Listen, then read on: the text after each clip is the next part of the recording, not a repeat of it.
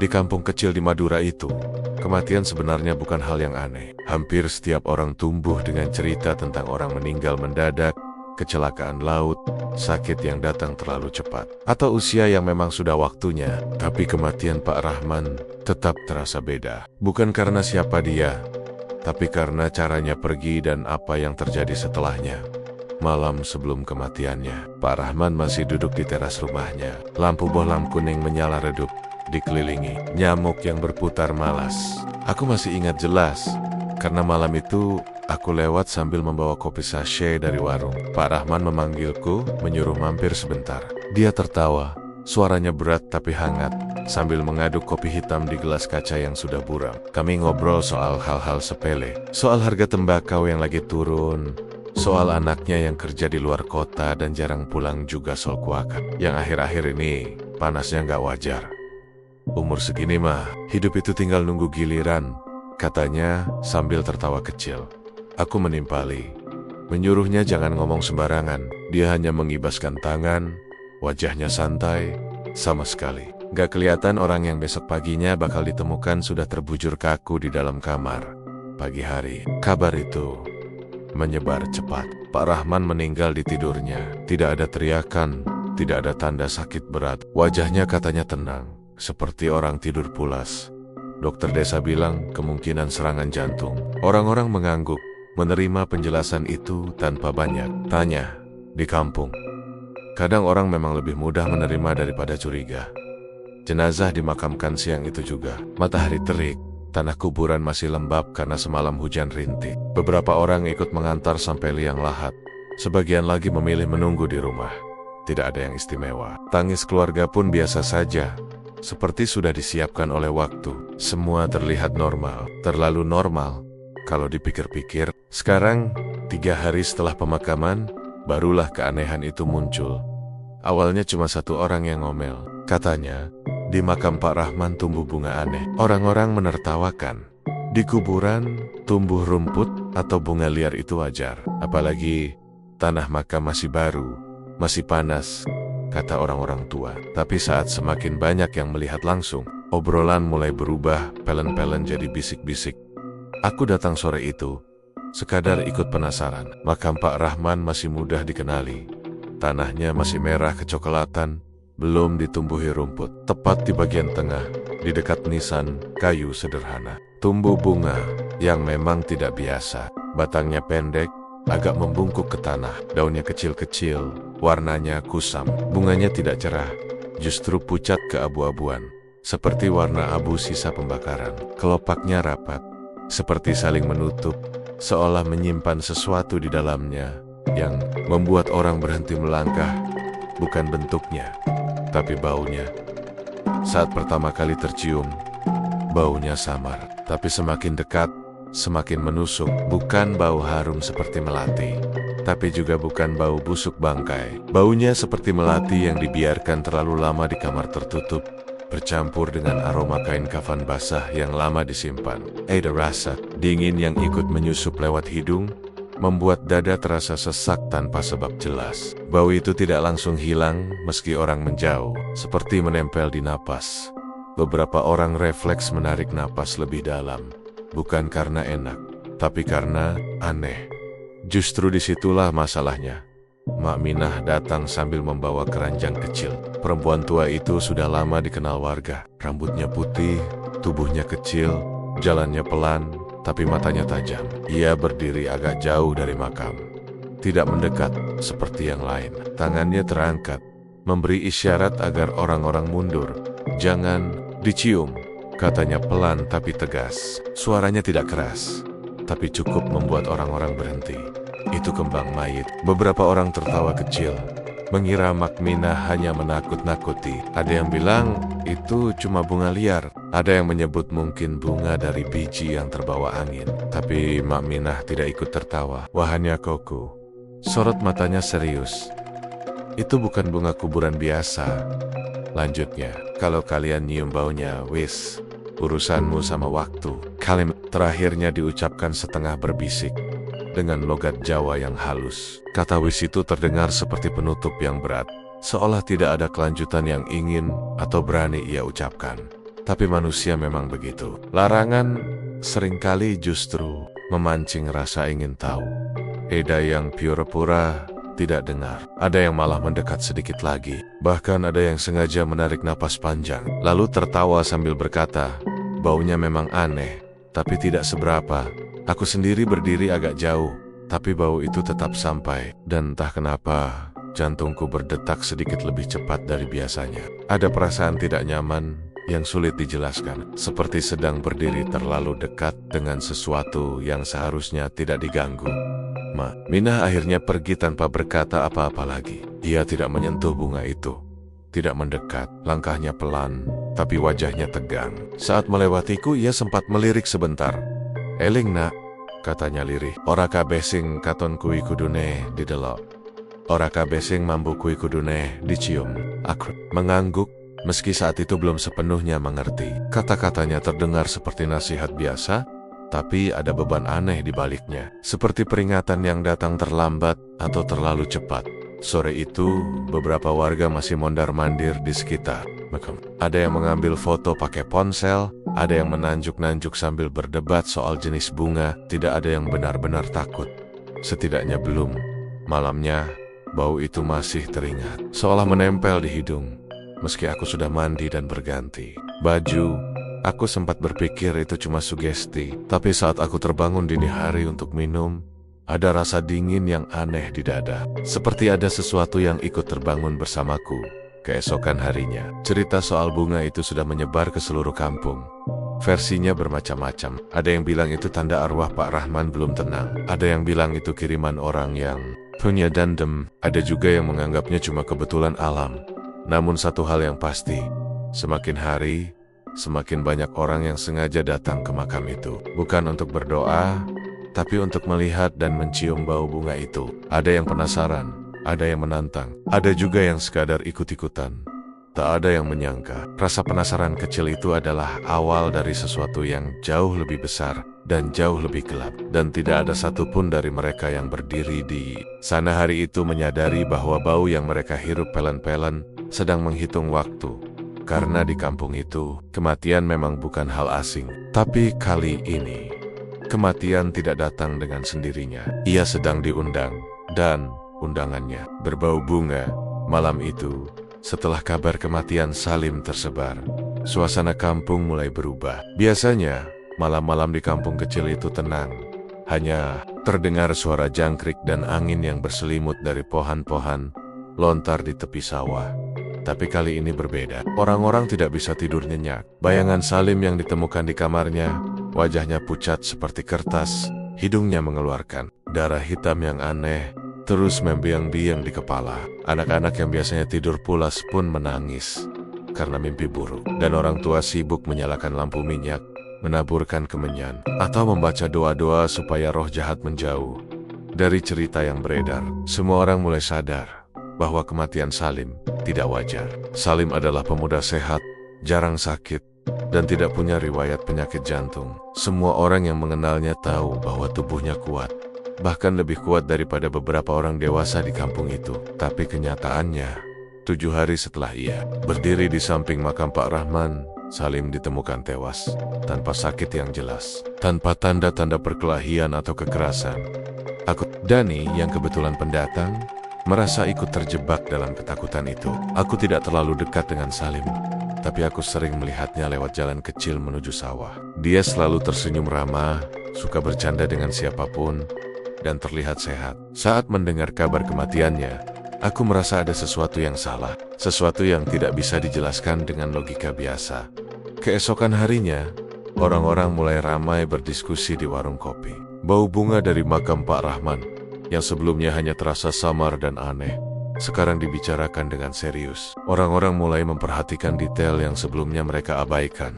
Minah, tetangga tua yang dikenal ngerti hal-hal gaib, muncul di warung. Wajahnya terlihat tegang, lebih tegang dari biasanya. Tangannya gemetar sedikit ketika menumpuk kengker-kengker kopi kosong di meja. Sampean kabeh kudu eling, katanya dengan suara pelan, tetapi cukup keras untuk didengar semua orang. Bunga kui, ora biasane, sapa sing nyumbon, bakal ono hitungane. 7 dina ora kurang, ora lui. Orang-orang menatapnya sambil saling berpandangan. Ada yang mengangkat bahu, seolah mengatakan itu omong kosong. Ada yang menunduk, percaya tapi takut untuk mengakuinya. Mak Minah melanjutkan, iki ora mung kebetulan. Ora mung salim we. Aku wis ngerti iki. Sing teka cedak, sing nyium, ora bakal entuk selamet. Kata-katanya berulang-ulang, seperti mantra yang menempel di udara. Aku mulai merasakan sesuatu yang berbeda malam itu. Ketika aku pulang ke rumah, bau bunga itu terasa samar di hidung. Padahal aku tidak pergi ke makam. Bau itu seperti menempel di udara, menempel di pakaian, bahkan menempel di kulitku tanpa aku menyadarinya. Aku mencoba mengabaikannya, tapi rasa sesak di dada membuatku gelisah. Beberapa hari kemudian, korban berikutnya jatuh. Namanya Iwan, tukang ojek yang sering melintasi pemakaman untuk mengantar penumpang ke sawah. Seperti Salim, Iwan hanya berhenti sebentar di dekat makam. Katanya, dia ingin mengambil napas karena kepanasan. Tanpa sadar, hidungnya mendekat pada bunga pucat itu. Semalam setelah kejadian itu, Iwan terlihat lelah. Ia sering mengeluh sakit kepala, merasa dingin meski udara panas. 7 hari setelah itu, Iwan ditemukan tewas di rumahnya. Wajah pucat, tangan kaku, mata terbuka lebar. Bau bunga itu tampaknya mengikuti tubuhnya sampai ke dalam rumah. Ketakutan mulai menyebar di kampung. Orang-orang yang sebelumnya hanya penasaran sekarang menutup mata, menunduk, atau bahkan menghindari makam Pak Rahman. Tidak ada yang berani mendekat. Bahkan anak-anak kecil yang biasa bermain di sekitar makam mulai menangis ketika ibu mereka menunjuk bunga itu. Suasana yang tadinya biasa kini berubah seperti kampung kecil itu dihantui bayangan. Di tengah ketegangan itu, aku mencoba mencari tahu lebih banyak. Aku berjalan ke rumah Mak Minah, berharap dia bisa menjelaskan apa yang sebenarnya terjadi. Rumahnya terbuat dari kayu tua, pintu berderit ketika dibuka. Di dalam, aroma dupa dan kemenyan menyengat, bercampur dengan bau bunga yang samar tapi terasa menekan dada. Mak Minah duduk di kursi goyangnya. Wajahnya tegang.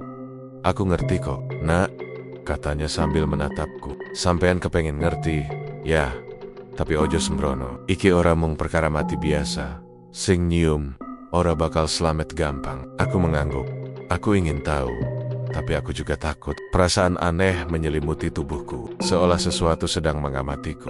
Dari sudut-sudut rumah tua itu, Mak Minah kemudian menceritakan asal-usul bunga itu. Menurutnya, bunga itu bukan bunga biasa. Itu adalah kembang mayit, dikirim lewat makam sebagai media santet. Biasanya, orang yang dendam mengirim kembang itu ke makam orang mati sebagai perantara. Arwah almarhum dipakai untuk membawa kutukan. Siapapun yang mencium baunya, hitungan 7 hari akan menentukan nasibnya. Tidak peduli sehat atau tidak tua atau muda, semua kena jika menyentuh aroma itu.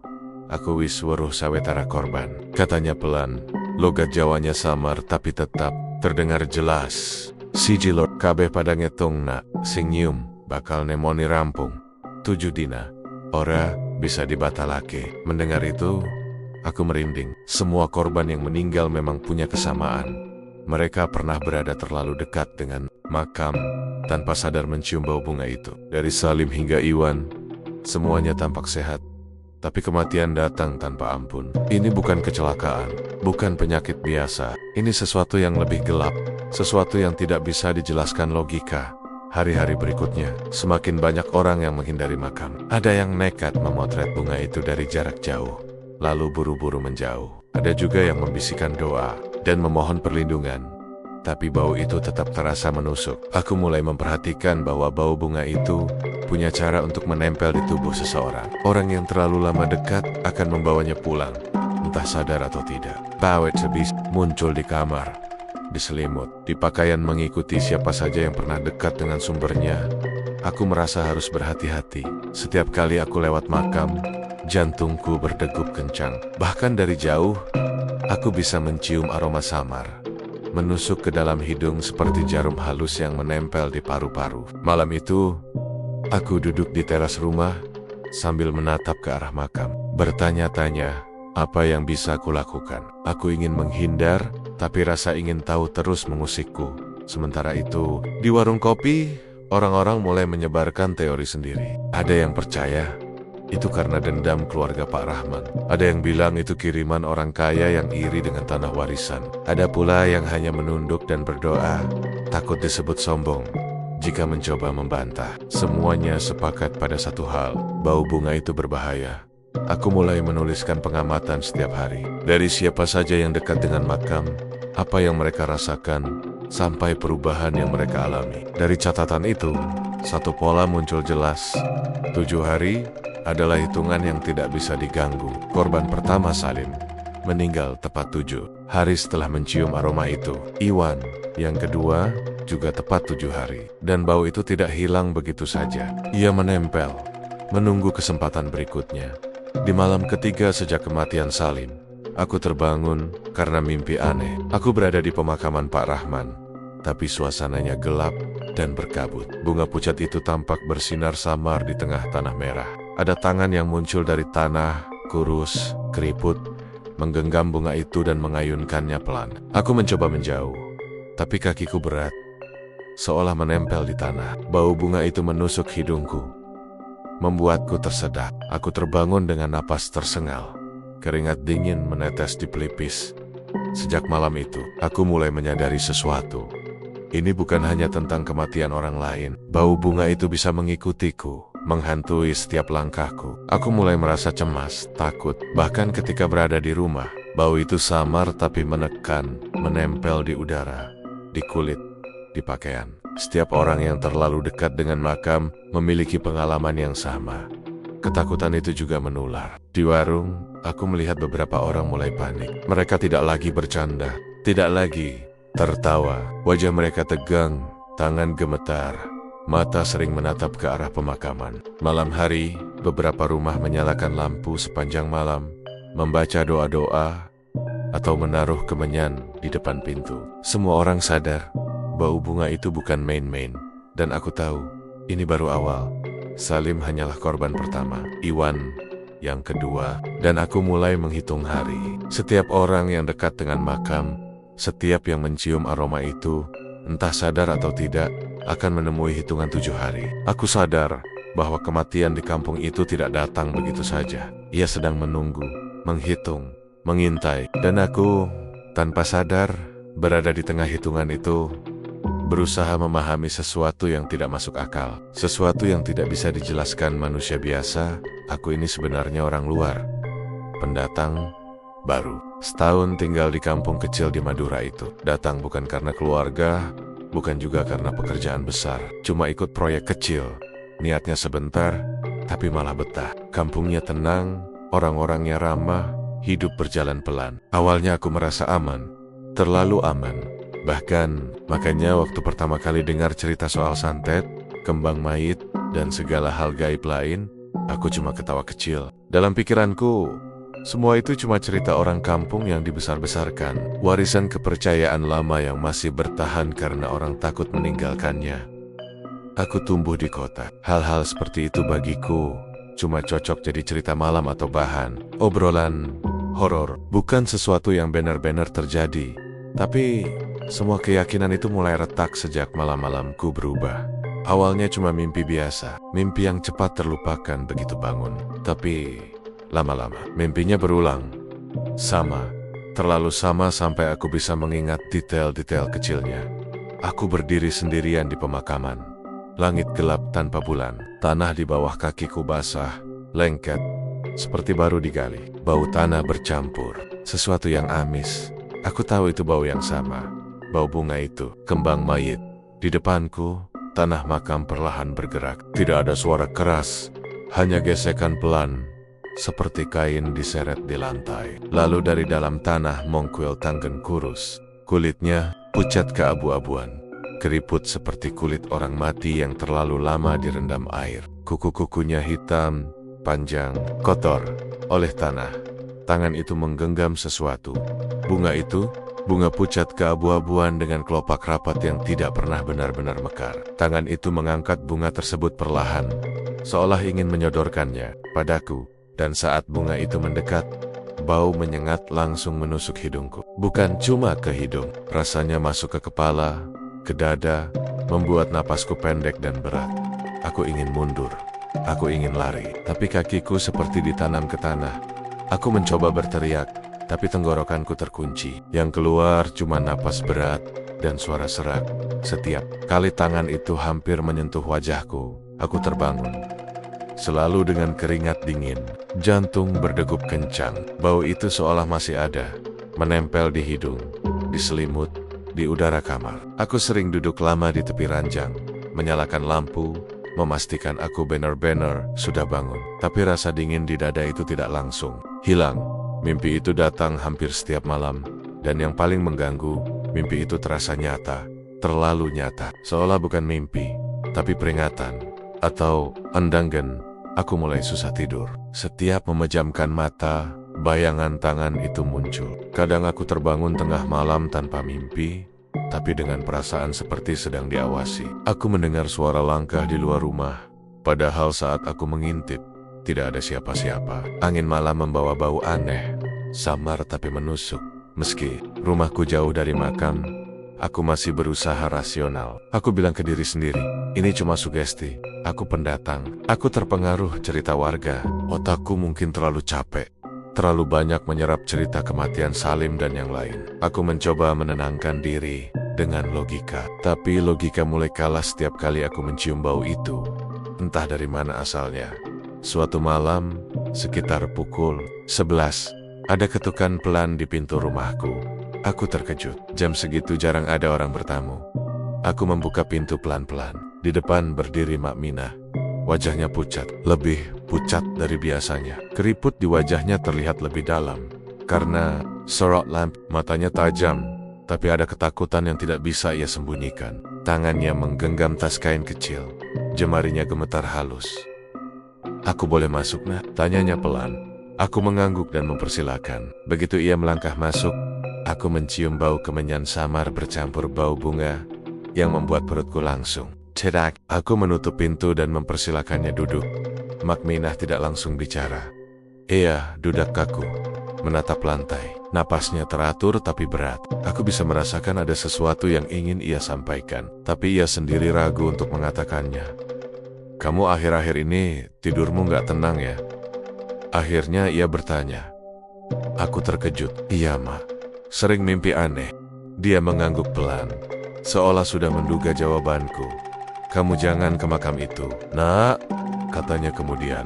Suaranya diturunkan. Jangan dekat-dekat, jangan penasaran. Ojo kepo karo barang sing ora kudune kok. Delok. Nada bicaranya bukan menakut-nakuti, lebih seperti orang tua yang sedang memohon. Itu bukan bunga biasa. Lanjutnya, itu kiriman. Kata itu diucapkannya pelan, tapi terasa berat. Kiriman, aku menelan ludah. Kiriman apa, Mak? Mak Minah menarik napas panjang. Ia tas kainnya, mengeluarkan beberapa benda kecil yang dibungkus kain putih. Aku tidak tahu apa isinya, dan aku juga tidak berani bertanya. Itu kiriman santet, katanya akhirnya. Dikirim lewat media bunga, sengaja ditanam di makam orang yang baru mati.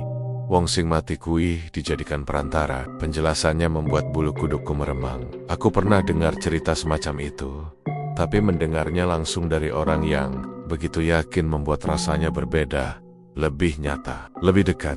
Orang yang meninggal itu, arwahnya dipaksa jadi jalan. Lanjutnya, bungane mong media. Sing utama kui niat, aku bertanya. Suaraku bergetar tanpa aku sadari. Kalau orang mencium baunya. Mak Minah menatapku lama. Tatapan itu membuat dadaku terasa ditekan. Rohmu ditandai, jawabnya singkat. Ora langsung mati, tapi wis kecatet. Aku diam. Kata ditandai terdengar lebih mengerikan daripada diserang. Tandanya cuma satu, katanya lagi. Waktu 7 dina. Aku teringat Salim. Terngiang ucapan orang-orang.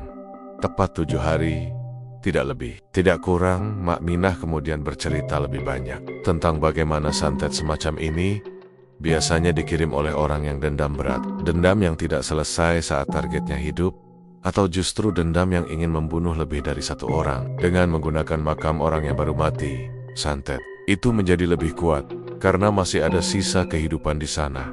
Tanahnya masih hangat, arwahnya masih dekat. Bungane bakal narik wong, kata Mak Minah.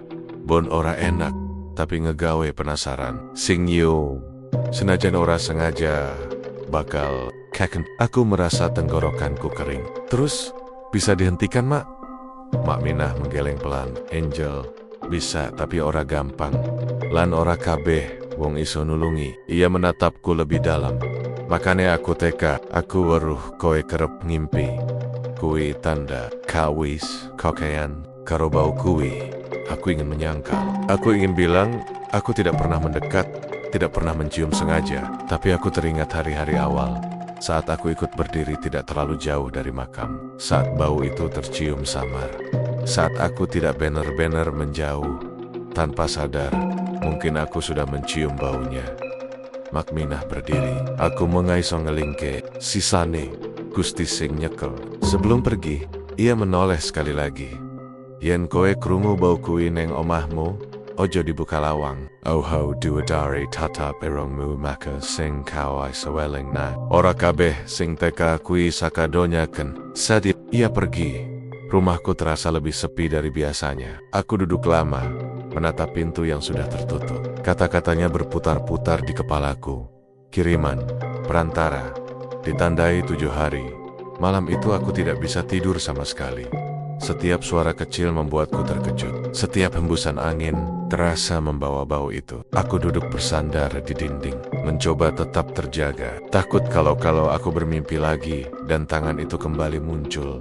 Di sela ketakutan itu, satu hal mulai muncul di pikiranku. Jika santet ini kiriman, berarti ada seseorang di kampung itu yang sengaja mengirimnya. Seseorang yang punya dendam cukup besar untuk membunuh lewat cara seperti ini. Dan bunga itu bukan cuma alat, tapi pesan. Pesan bahwa siapapun bisa kena. Bahwa kematian bisa datang tanpa menyentuh tubuh. Cukup lewat bau. Aku mulai merasa, sebagai pendatang, aku seharusnya tidak ikut campur. Tapi mimpi-mimpi itu, bau yang semakin sering muncul, dan peringatan Mak Minah membuatku sadar, aku mungkin sudah terlibat lebih jauh dari yang aku kira. Malam menjelang subuh, aku akhirnya terlelap sebentar. Dan di antara sadar dan tidak, aku mencium bau itu lagi. Lebih dekat, lebih pekat, seolah bunga itu bukan lagi di makam, tapi tepat di bawah hidungku. Saat aku membuka mata, kamar kosong. Tapi bau itu masih ada. Dan untuk pertama kalinya, aku mulai menghitung hari. Meski aku belum tahu sejak kapan hitungannya dimulai, sejak malam Mak Minah datang ke rumahku dan memperingatkan soal kiriman itu. Pikiranku tidak pernah benar-benar tenang. Mimpi-mimpi aneh masih datang. Bau kembang mayit masih kadang tercium tanpa sebab jelas. Dan yang paling mengganggu, rasa penasaran mulai berubah jadi dorongan.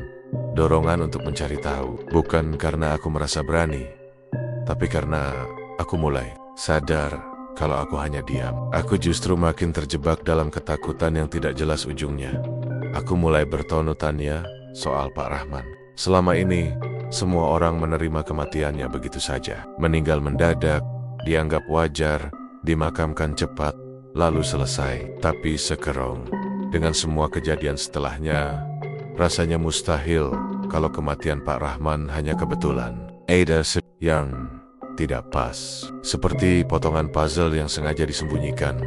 Aku mulai mendekat ke warga, bukan dengan bertanya terang-terangan, tapi lewat obrolan santai. Di warung kopi, di teras rumah orang, di pinggir sawah saat sore, aku mendengarkan lebih banyak daripada bicara. Dan dari potongan-potongan cerita itu, satu nama terus muncul. Meski sering diucapkan dengan suara diturunkan, Junaidi.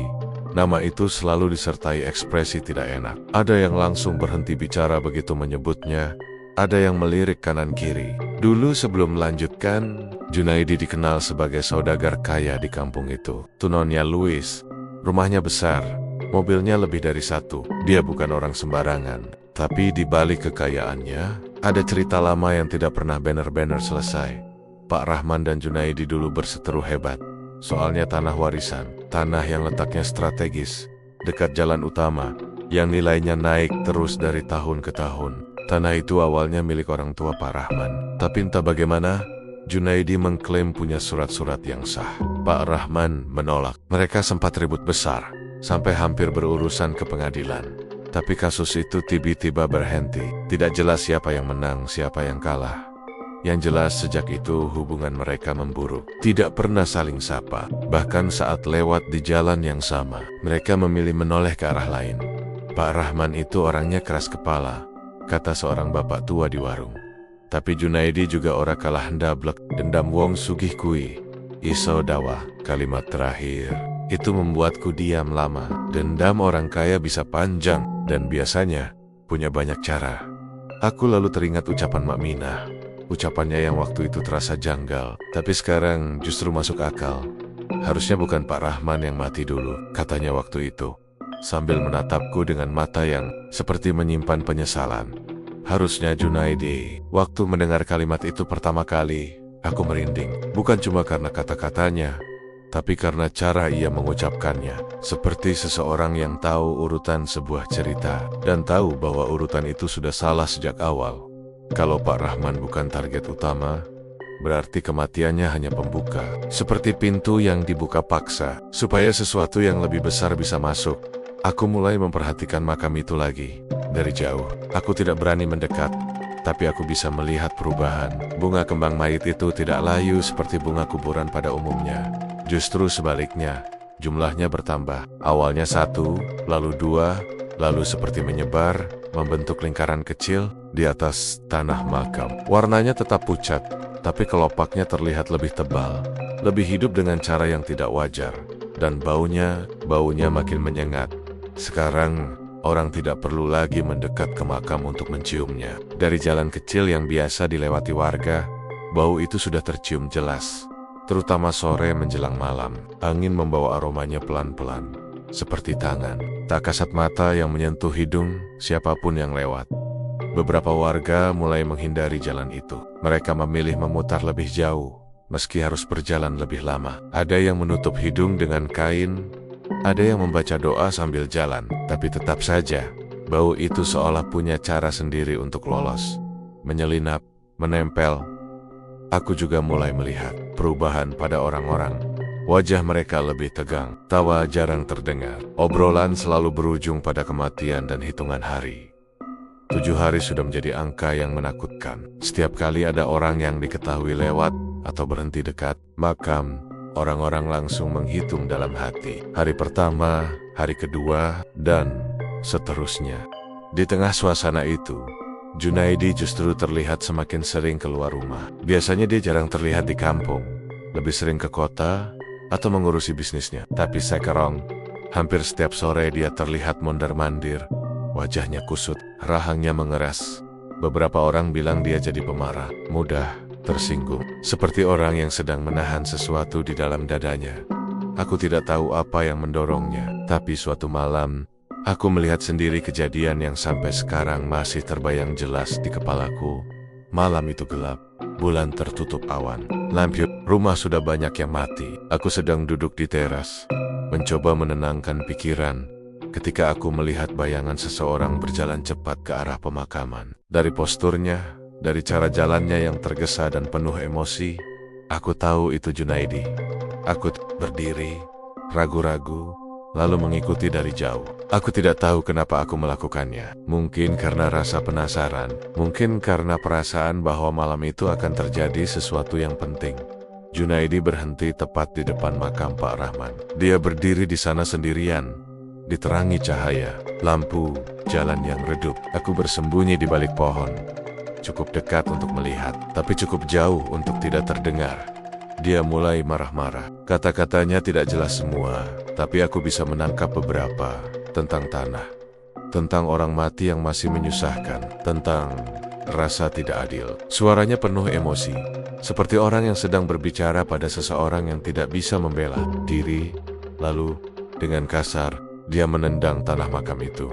Sekali, tanah merah itu berhamburan. Bunga-bunga pucat itu bergoyang, beberapa kelopaknya rontok, tapi anehnya, tidak terlihat rusak. Justru terlihat seperti bergerak, mengikuti arah tendangannya. Di saat itulah aku melihatnya. Junaidi berhenti marah-marah, dadanya naik turun. Dia terdiam sejenak, lalu tanpa sadar, dia menarik napas panjang.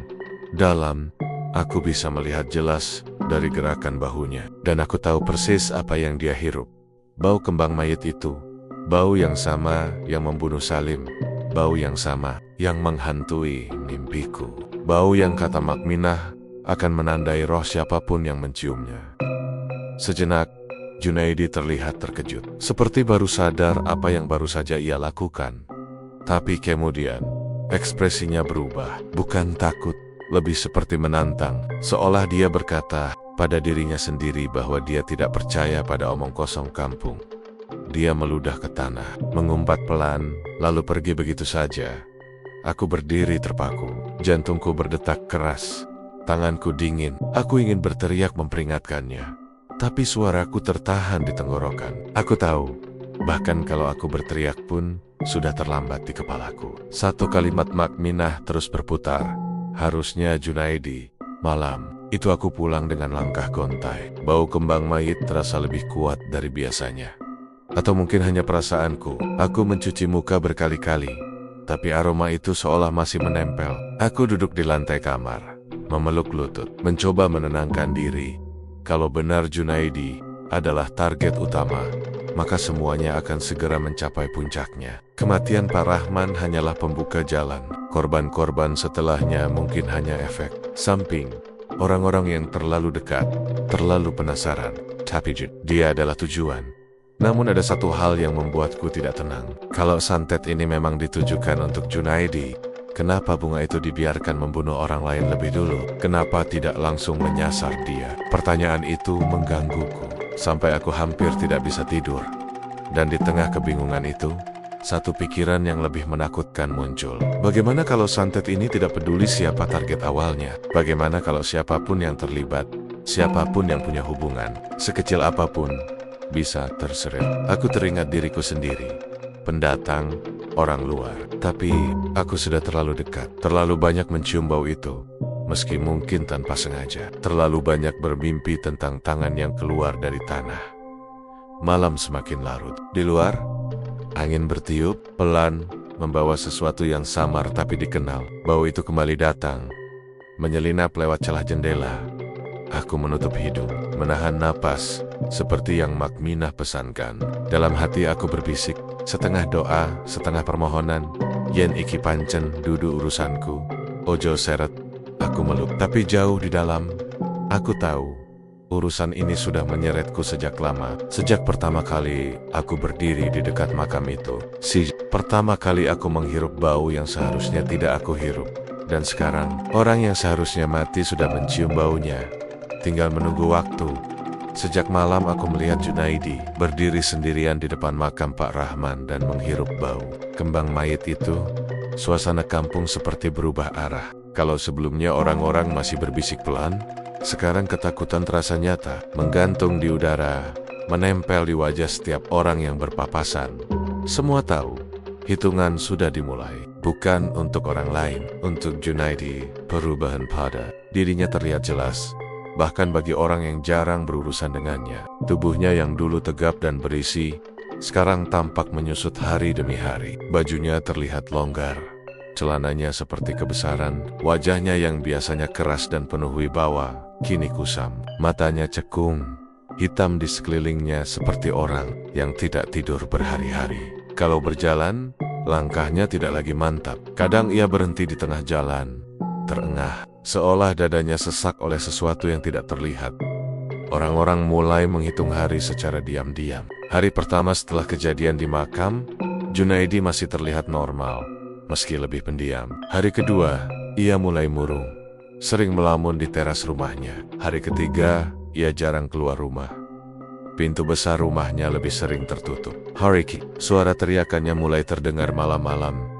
Aku mendengar sendiri teriakan itu pertama kali lewat tengah malam. Suara laki-laki dewasa, parau, penuh panik. Bukan teriakan marah, tapi teriakan orang ketakutan. Kampung yang biasanya sunyi mendadak terasa tegang. Beberapa lampu rumah menyala. Ada yang keluar mengintip, ada yang hanya membuka jendela sedikit. Pergi, pergi dari sini. Suara Junaidi menggema, disusul bunyi barang jatuh. Paginya, cerita. Istrinya bilang. Junaidi terbangun sambil menjerit. Keringat dingin membasahi tubuhnya. Katanya ada orang berdiri di ujung ranjang, diam, tidak bicara. Wajahnya tidak jelas, tapi di tangannya ada bunga pucat, Ki Buabuan, bunga yang sama. Setiap malam, ceritanya makin sama. Sosok itu selalu muncul di ujung ranjang jaroknya, tidak pernah berubah. Tidak mendekat, tapi juga tidak pergi. Hanya berdiri sambil membawa bunga, seolah menunggu sesuatu. Junaidi mencoba berteriak, mencoba mengusir, tapi sosok itu selalu menghilang tepat sebelum orang lain masuk kamar. Tidurnya hancur. Kalaupun terlelap, hanya sebentar, lalu terbangun dengan napas terengah. Wajahnya semakin tirus. Matanya merah, tatapannya kosong. Ia mulai jarang bicara dengan orang. Kalaupun bicara, nadanya tinggi, emosinya mudah meledak. Hari kelima, kabar buruk datang lagi. Junaidi mimisan. Awalnya hanya setetes dua tetes, katanya. Tapi lama-lama darahnya mengalir deras. Warnanya gelap, hampir kehitaman. Istrinya panik, membawanya ke puskesmas. Dokter bilang, tekanan darahnya turun drastis. Tubuhnya kelelahan, stres berat. Tidak ada penjelasan lain yang masuk akal. Tapi semua orang di kampung tahu, ini bukan sekadar stres. Karena gejala itu terlalu mirip. Salim, Iwan, dan korban-korban sebelumnya juga mengalami hal yang sama menjelang hari ke-7. Mimisan dengan darah gelap, tubuh melemah, pandangan kosong. Seolah ada sesuatu yang sedang menguras mereka dari dalam. Hari ke-6, kondisi Junaidi semakin parah. Ia mulai sulit bicara. Kata-katanya tidak jelas, lidahnya terasa berat. Kalau memaksa bicara, suaranya terdengar aneh, seperti tercekat di tenggorokan. Matanya sering melotot, ketakutan, menatap sudut-sadut ruangan yang kosong bagi orang lain. Aku melihatnya dari jauh sore itu. Ia duduk di kursi teras rumahnya. Tubuhnya dibungkus selimut meski cuaca panas. Tangannya gemetar, bibirnya bergorak-gerok, seperti sedang membaca sesuatu. Tapi tidak ada suara yang keluar. Wajahnya basah oleh keringat. Minah datang ke rumahku sore itu juga. Wajahnya tegang, lebih tegang dari sebelumnya. Langkahnya pelan, seperti menahan sesuatu di dalam dada. Kita kudu menyang omahe Junaidi, katanya tanpa basa-basi. Waktu wes cedak, aku tahu maksudnya. Hari ke-7 hampir tiba. Kami berangkat menjelang maghrib. Langit berwarna jingga, gelap, awan menggantung rendah. Udara terasa berat. Sepanjang jalan, bau kembang mayit tercium samar. Padahal kami tidak melewati makam. Aku menahan napas beberapa kali, seperti yang Mak Minah ajarkan. Rumah Junaidi tampak suram. Lampu menyala di beberapa ruangan, tapi cahayanya redup. Istrinya menyambut kami dengan wajah pucat dan mata sembab. Ia seperti orang yang sudah tidak tidur berhari-hari. Kulo mboten kuat, Mak, katanya pada Mak Minah dengan suara bergetar. Saben wengi, tansah wonten. Mak Minah mengangguk pelan. Ia meminta izin masuk ke kamar Junaidi. Aku mengikutinya dari belakang. Begitu pintu kamar dibuka, dadaku langsung terasa sesak. Bau kembang mayit itu jelas, pekat, menyengat, seolah bunga itu baru saja diletakkan di dalam kamar. Padahal aku menyapu pandangan ke seluruh ruangan. Tidak ada bunga, tidak ada pot, tidak ada apa-apa. Junaidi terbaring di ranjang, tubuhnya kurus, wajahnya pucat keabu-abuan. Matanya setengah terbuka, menatap langit-langit kamar.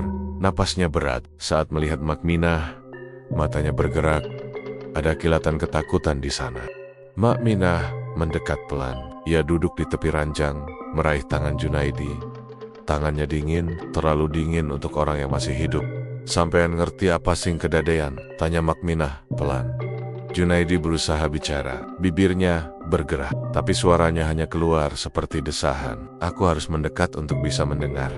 Bau, katanya terputus-putus.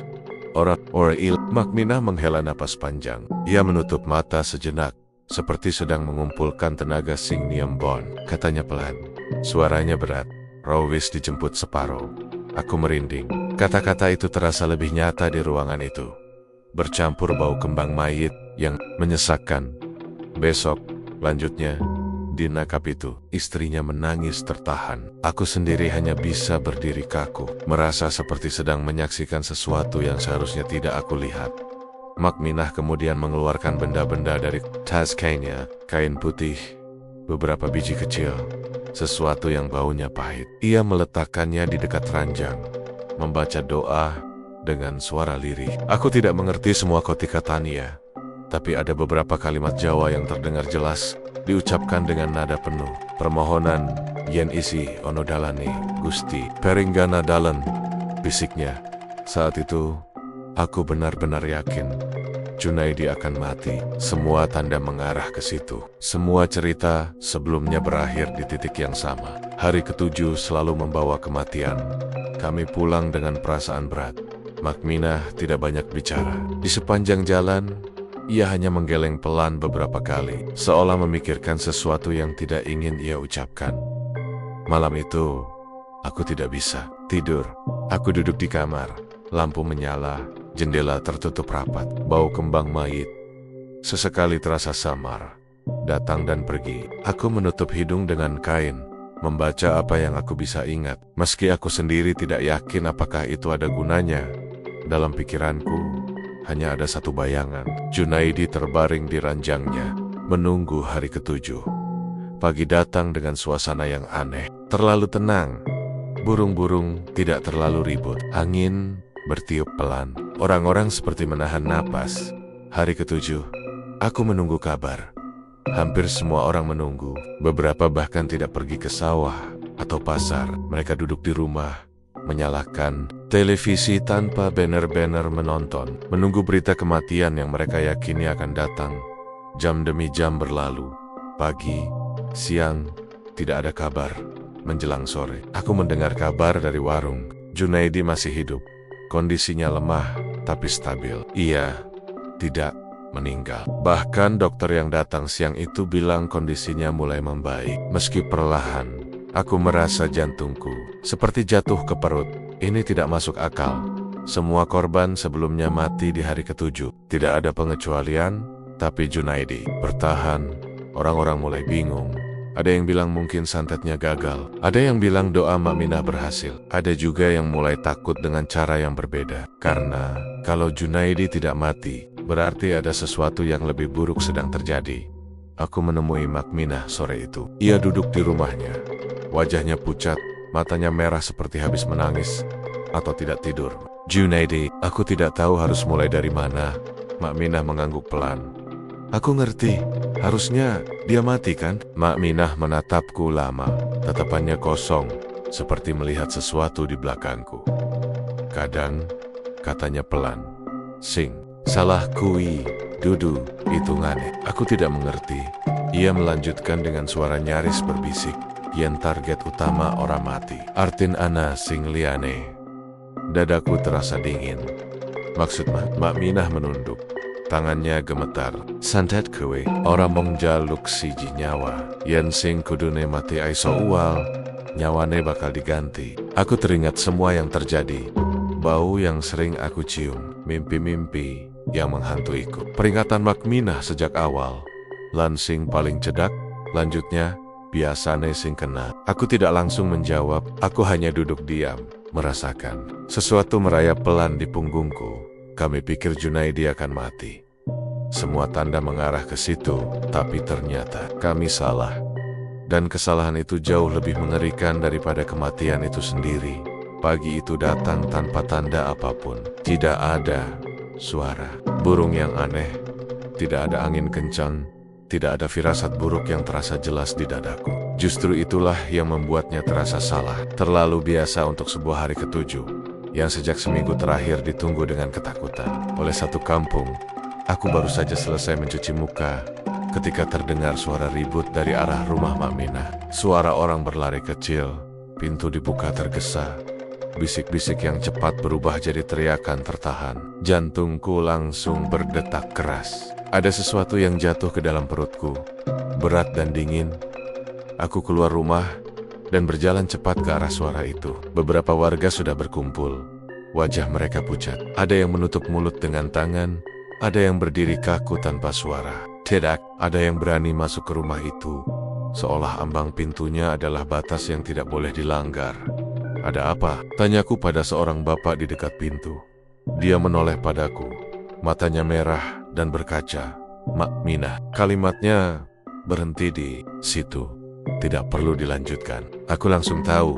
Aku masuk ke dalam rumah dengan langkah pelan. Bau kemenyan masih samar tercium, bercampur bau tanah basah Dan sesuatu yang lain, bau yang sudah terlalu kukenal, kembang mayit, tidak sepekat di makam, tapi cukup jelas untuk membuat dadaku terasa sesak. Makminah ditemukan di ruang tengah, posisi duduk, bersandar ke tembok kayu rumahnya. Kakinya terjulur lurus ke depan, tangannya terlipat di pangkuan, seperti orang yang sedang beristirahat setelah lelah panjang. Wajahnya tenang, tidak ada ekspresi ketakutan, tidak ada luka, tapi hidungnya hitam pekat, bukan darah merah yang mengalir, bukan mimisan biasa. Warna hitam itu seperti membeku, menempel di lubang hidungnya. Kontras dengan kulitnya yang pucat, persis seperti Salim, persis seperti korban-korban sebelumnya. Aku mundur selangkah, kakiku terasa lemas, kepalaku berdengung. Makminah mati? Tidak, ini tidak mungkin. Dia tidak pernah ke makam itu lagi. Dia selalu menghindar, selalu menjaga jarak, selalu memperingatkan orang lain. Dia orang yang paling paham, paling berhati-hati. Atau setidaknya, itu yang aku kira. Orang-orang mulai berbisik, ada yang menyebut takdir, ada yang menyebut terlalu banyak ikut campur. Ada juga yang langsung mengaitkan kematiannya dengan Junaidi. Tapi, Junaidi masih hidup, kata seseorang dengan suara bergetar. Kalimat itu menggantung di udara, dan di sanalah semuanya mulai terasa salah. Aku berdiri lama di sudut ruangan, menatap tubuh Makminah. Ingatanku berputar mundur, pelan tapi tajam, seperti pisau yang mengiris satu persatu potongan kejadian yang selama ini terlewat waktu pertama kali aku datang ke kampung ini. Aku masih asing, masih canggung, masih sering tersesat, dan Makminah lah yang pertama kali menyapaku, menawariku teh, lalu mengajakku berjalan sore ke pemakaman. Kene, tak kenal ke, katanya waktu itu, supaya kowe ngerti, sapa wesing wis luwih disik manggon kene. Aku ingat jelas sore itu, matahari condong ke barat, angin. Makminah berjalan di depanku, langkahnya mantap. Kami berhenti di makam Pak Rahman yang masih baru, tanahnya merah, masih gembur. Dan di sanalah aku melihat bunga itu untuk pertama kali. Masih satu, masih kecil, belum menyebar. Baunya belum sekuat sekarang, tapi sudah cukup aneh untuk membuatku berhenti.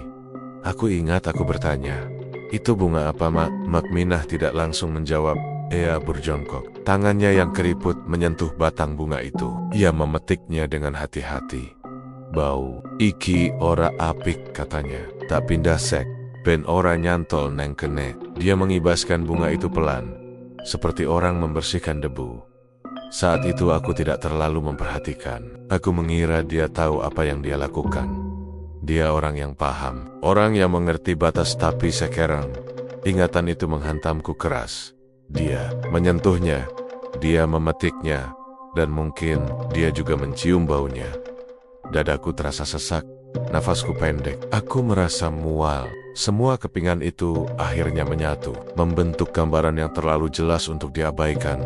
Santet itu tidak memilih berdasarkan niat.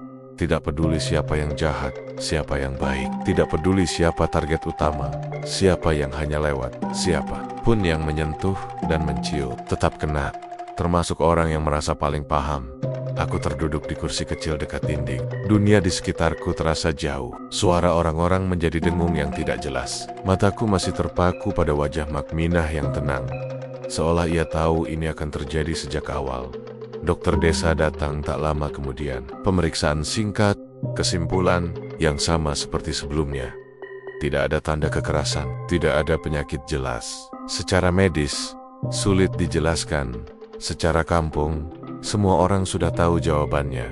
Hari itu, berita kematian Makminah menyebar lebih cepat daripada kematian siapa pun sebelumnya. Bukan karena sensasi, tapi karena ketakutan. Kalau orang seperti Makminah saja bisa mati, lalu siapa yang aman? Aku pulang dengan langkah gontai. Rumahku terasa asing, dindingnya seperti menyempit. Udara terasa berat, bau kembang mayit masih samar tercium, entah dari mana. Aku menutup semua jendela, tapi bau itu tidak benar-benar hilang. Seolah bukan datang dari luar, tapi dari dalam kepalaku sendiri. Junaidi masih hidup.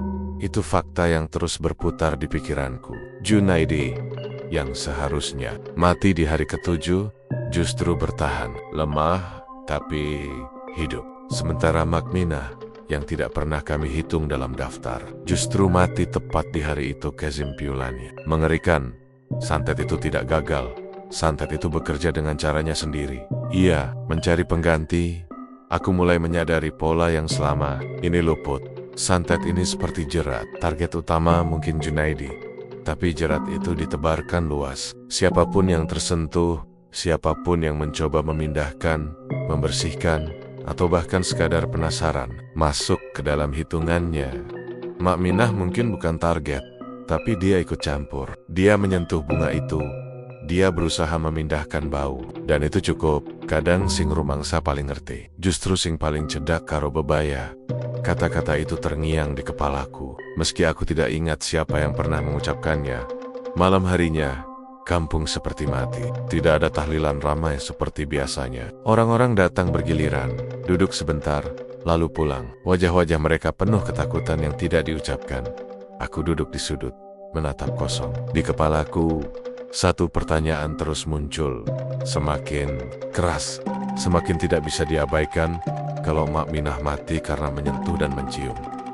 Lalu bagaimana denganku? Aku teringat hari-hari awal. Aku berdiri tidak jauh dari makam. Aku mencium bau itu, meski samar. Aku bermimpi tentang tangan yang keluar dari tanah. Aku sering terpapar aromanya, bahkan saat di rumah. Dan yang paling membuatku gemetar, aku teringat satu kejadian kecil yang selama ini kuanggap sepele. Beberapa hari setelah bunga itu menyebar, aku pernah mengambil tanah dari sekitar makam. Sedikit saja menempel di sepatuku. Aku bersihkannya dengan tangan. Saat itu aku mencium bau aneh di jariku. Lalu tanpa sadar menghirupnya lebih dalam. Mencoba memastikan baunya apa, dadaku terasa seperti diremas. Aku berdiri, hampir jatuh. Aku keluar dari rumah Mak Minah, menghirup udara malam yang dingin. Mencoba menenangkan diri, tapi bau itu masih ada. Lebih jelas sekarang, lebih dekat. Eling, nak, suara Mak Minah terngiang lagi di kepalaku. Ora kabeh sing arep ditulungi kui kudu didemek. Mata tiba-tiba bukan karena sedih semata, tapi karena rasa bersalah. Dia mencoba menghentikan ini. Dia mencoba melindungi orang-orang. Dan justru karena itulah dia mati.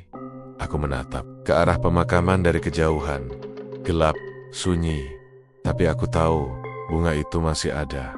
Mungkin mulai layu, mungkin sudah tidak sebanyak sebelumnya, tapi jejaknya sudah menyebar dan santet itu belum selesai. Karena santet semacam ini tidak berhenti hanya karena satu orang mati. Ia berhenti ketika semua hitungannya selesai, ketika semua yang sudah ditandai selesai satu persatu. Aku pulang dengan langkah berat. Di depan pintu rumah, aku berhenti lama. Aku takut masuk, takut mencium bau itu lagi. Takut menemukan sesuatu yang tidak seharusnya ada. Tapi yang paling aku takuti adalah kesadaran yang mulai tumbuh pelan-pelan, menusuk lebih tajam daripada bau kembang mayit itu sendiri. Mungkin Junaidi memang bukan orang yang seharusnya mati berikutnya. Mungkin sejak awal, hitungan itu juga sudah berjalan untukku. Dan jika Mak Minah mati di hari ketujuhnya, aku mulai bertanya dalam hati, dengan suara yang hampir tidak berani kuakui. Setelah Mak Minah mati, perubahan di kampung terasa pelan tapi nyata. Bunga itu tidak langsung hilang begitu saja. Tidak dramatis, tidak disertai petir atau hujan darah seperti di cerita-cerita. Ia hanya layu. Kelopaknya mengering, warnanya makin pudar, baunya menipis hari demi hari. Sampai akhirnya tanah makam Pak Rahman kembali seperti makam biasa. Coklat, gembur, sunyi, kematian berhenti. Tidak ada lagi orang mimisan mendadak. Tidak ada lagi kabar orang meninggal dalam hitungan 7 hari. Kampung yang sempat dicekam ketakutan mulai berani bernapas lagi. Orang-orang kembali ke rutinitas. Ke sawah, ke warung kopi, ke obrolan ringan seolah semua yang terjadi hanyalah mimpi buruk yang sudah lewat. Junaidi, selamat. Tubuhnya memang tidak pernah kembali seperti dulu. Badannya kurus kering, jalannya tertatih, rambutnya memutih lebih cepat dari seharusnya. Tapi dia hidup, hanya saja hidupnya tidak benar-benar hidup. Dia mengurung diri di rumah besar yang dulu selalu ramai. Pagar besinya selalu tertutup, lampu teras jarang menyala. Kadang aku melihatnya dari kejauhan, berdiri di balik jendela, menatap kosong keluar, seperti orang yang menunggu sesuatu yang tak kunjung datang. Orang-orang bilang Itu hukuman yang lebih kejam daripada mati. Aku mencoba meyakinkan diriku bahwa semuanya sudah selesai. Santet itu sudah memakan korban terakhirnya, Makminah, orang yang tidak seharusnya mati, tapi justru menjadi penutup. Sejak itu, aku jarang lewat pemakaman. Bahkan sekadar melirik ke arahnya pun aku hindari. Aku pingin jarak, ingin lupa. Beberapa malam aku masih bermimpi buruk, tapi mimpi-mimpi itu mulai jarang. Tidak ada lagi tangan keluar dari tanah. Tidak ada lagi bunga digenggam oleh jari-jari kurus. Aku mulai bisa tidur lebih nyenyak. Sampai malam itu, malam yang awalnya terasa sangat biasa. Aku pulang agak larut setelah membantu tetangga memperbaiki atap. Badanku pegal, kepalaku berat. Hujan turun tipis, membuat udara lembab dan dingin. Aku menyalakan lampu kamar, meletakkan tas, lalu mulai beres-beres barang yang berserakan. Tidak ada apa-apa yang terasa aneh. Tidak ada suara ganjil. Tidak ada bayangan di sudut mata. Lalu aku menciumnya. Pelan, samar, hampir tidak terasa. Kalau aku tidak terlalu hafal dengan bau itu, mungkin aku akan mengabaikannya. Tapi sayangnya, aku terlalu mengenalnya. Bau kembang mayit, dadaku langsung mengencang. Tanganku berhenti bergerak. Aku berdiri kaku di tengah kamar, mencoba memastikan, apakah itu hanya ingatanku yang bermain-main. Aku menarik napas pelan. Bau itu ada, tidak kuat, tapi jelas. Seperti melati layu yang dicampur kain basah dan tanah dingin. Aku membuka jendela, tertutup rapat. Aku membukanya lebar-lebar, membiarkan udara malam masuk. Bau itu tidak hilang. Aku keluar kamar, mengecek halaman. Tidak ada siapa-siapa, tidak ada bunga, tidak ada tanah yang tergali. Lampu teras menyinari halaman kosong yang basah oleh hujan. Sunyi, aku kembali ke kamar dengan jantung berdebar. Bau itu sekarang terasa lebih dekat, lebih akrab, seolah berasal dari ruangan itu sendiri. Mataku bergerak perlahan, menyapu setiap sudut kamar, lemari, dinding, lantai. Lalu pandanganku berhenti di meja kecil dekat tempat tidur. Di sana, di atas permukaan kayu yang sudah mulai kusam, tergeletak satu bunga, pucat keabu-abuan. Kelopaknya kecil tapi rapat, masih basah oleh tanah. Kakiku lemas. Aku hampir jatuh. Aku tahu bunga itu. Aku hafal bentuknya. Tidak mungkin salah, tidak mungkin kebetulan. Tanganku gemetar saat aku mendekat. Bau itu sekarang menusuk hidungku, membuat kepalaku pening. Aku tidak menyentuhnya. Aku tidak berani. Aku hanya berdiri, menatapnya. Seperti menatap vonis yang baru saja dibacakan. Ingatan lama menghantamku. Sekaligus, aku pernah ke makam itu. Aku pernah berdiri terlalu dekat. Aku pernah mencium baunya. Meski tidak sengaja, aku pernah berpikir, aku aman karena aku bukan target. Aku terduduk di lantai. Punggungku bersandar ke ranjang. Napasku pendek-pendek. Aku menutup hidung dengan tangan. Tapi percuma. Bau itu seperti sudah masuk ke dalam kepalaku, ke dalam darahku. Wista Kandani. Suara Makminah seolah berbisik di telingaku. Sing kena tanda, ora bakal luput. Aku menangis tanpa suara. Bukan tangis histeris, tapi tangis lelah. Tangis orang yang akhirnya mengerti bahwa tidak semua hal bisa dihindari. Hanya dengan niat baik dan rasa tidak percaya, aku ingin lari. Tapi lari kemana? Santet ini tidak seperti penyakit yang bisa diobati, atau orang yang bisa dihadapi. Ia pelan, sabar, dan pasti. Aku tidak tahu siapa yang menaruh bunga itu di kamarku. Atau apakah itu banner-banner ditaruh oleh seseorang. Bisa jadi tidak ada siapa-siapa. Bisa jadi bunga itu memang datang sendiri, mengikuti orang yang sudah ditandai. Aku tidak membuangnya. Aku tidak menyentuhnya. Aku hanya menutup kamar dan keluar rumah malam itu. Aku duduk di teras sampai pagi, memeluk lutut, menatap gelap, mencoba menghitung waktu. Hari pertama sudah lewat lama. Hari kedua, aku tidak yakin. Dan sekarang, hari ini, saat aku menulis ini, adalah hari ketiga. Tubuhku masih terasa normal. Belum ada mimisan, belum ada demam, tapi aku mulai sering mencium bau itu, dimanapun aku berada. Kadang samar, kadang kuat, kadang hanya muncul sesaat, lalu hilang. Seperti napas di tengkuk, aku mulai bermimpi lagi. Tentang makam, tentang tanah basah, tentang bunga yang tumbuh bukan dari tanah, tapi dari dadaku sendiri. Aku menulis ini bukan untuk menakut-nakuti. Aku menulis ini karena aku tidak tahu harus bicara ke siapa lagi. Orang-orang di kampung mengira semuanya sudah selesai. Mereka akan percaya, atau mungkin mereka akan percaya, tapi sudah terlambat. Makminah pernah bilang, santet seperti ini tidak bisa dihentikan di tengah jalan. Ia hanya berhenti ketika hitungannya selesai. Aku tidak tahu apakah masih ada cara untuk lolos. Aku tidak tahu apakah menulis ini akan mengubah apapun. Tapi setidaknya, kalau nanti aku tidak ada, cerita ini tidak ikut mati bersamaku. Kalau 7 hari ke depan tulisanku berhenti sampai di sini. Kalian sudah tahu alasannya. Dan kalau suatu hari kalian mencium bau bunga aneh di tempat yang seharusnya tidak ada bunga, eling jangan dicium, jangan disentuh. Karena bisa jadi, itu bukan cuma bau, itu hitungan mundur.